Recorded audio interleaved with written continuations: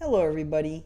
If you have been worried about doing cold email for your business, that you have this myth in your head or limiting belief in your head that cold email is spam, or you look at cold email as spammy and potentially hurting your domain reputation or your business reputation, fear not.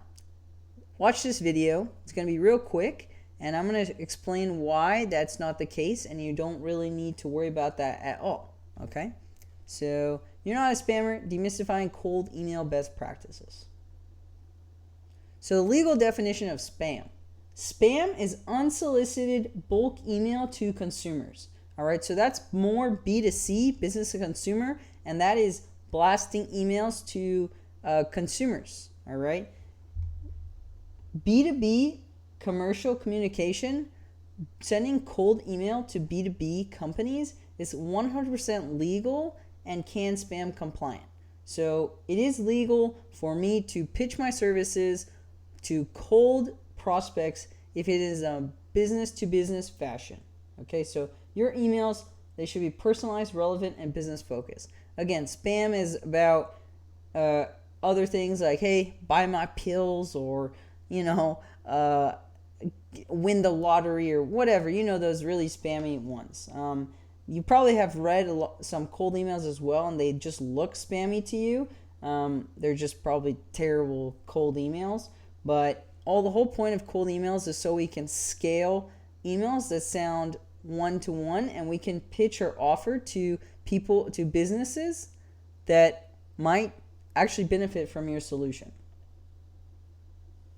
So intent and value matter most. So just like I was saying before, spam is generic offers with no real value.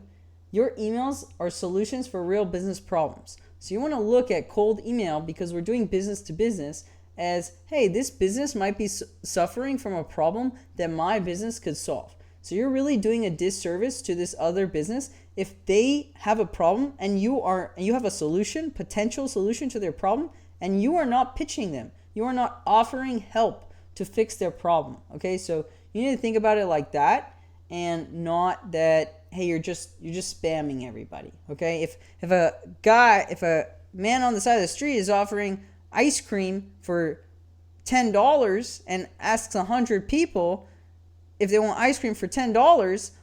Hey guys, if you run a B2B company and are looking to fill up your pipeline on a strictly pay per show basis, you can do that over at impactleadgen.io. I'll put a link down in the description of the video so you can learn more there. Back to the video. On a really hot summer day, sure, some people are not going to be interested. Some people are going to say no. Some people are going to walk away. Some people might throw the ice cream in his face because it's $10. Whereas other people are going to be like, hey, yeah, I'm really hot. I want the ice cream. I'll pay you $100. I'll pay you $10, right? So you are giving solutions for these real business problems, all right? So again, it's not spam as long as you're focused on their problem.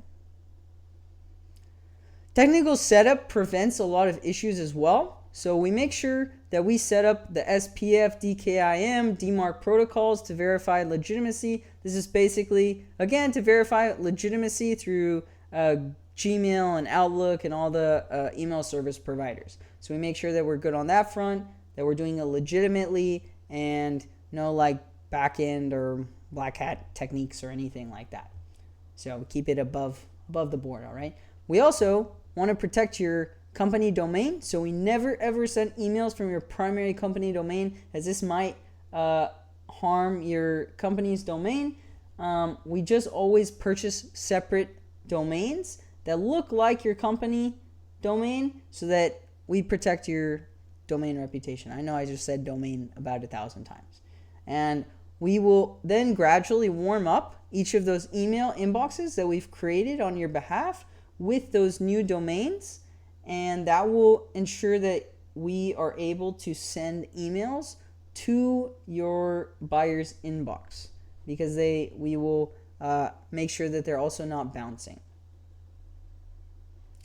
Professional targeting methods. So the whole thing with cold email is we want to make it sound as one-to-one as possible. Like I just wrote these 1,000 emails one-to-one specifically for this person. So that's the whole point, is we can make this with softwares. We can make it craft our offer to the specific job title. We can make sure we address them by their first name, their job title, their company, their industry. All right, that's personalizing their emails. Versus a generic mass email, we have literally zero personalization. Okay, so we want to do basically both, but the whole point is to sound like it's one-to-one email and do that at scale for as much as we can, while genuinely keeping our prospect in mind.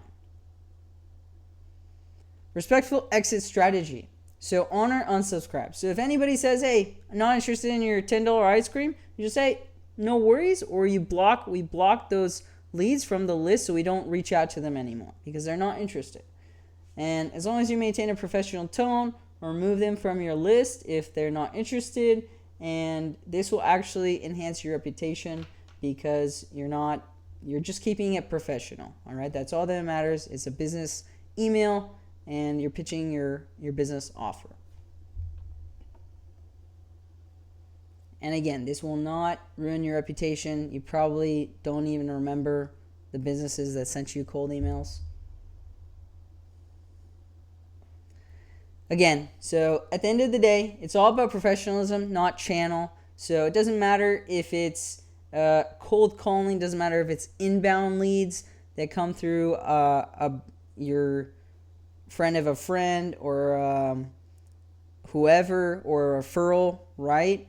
It could be your social media, your LinkedIn. It doesn't matter what channel you're getting leads from. It's all about being professional and trying to provide value where it matters. So building relationships, focusing on solving real business problems, and follow best practices, respectful communication, the right technical setup, and then email confidently, okay? You're not spamming, you're just helping businesses. You're just putting your offer to potential prospects that might need your service or product. All right, that's all it is. So you're not spamming as long as you do it correctly and above board. All right, so if you have any questions, I hope this helped and helped quell your fears a bit if you were worried about that. If you have any questions, just feel free to comment down below and I will happily answer them. So yeah, till the next time. Bye.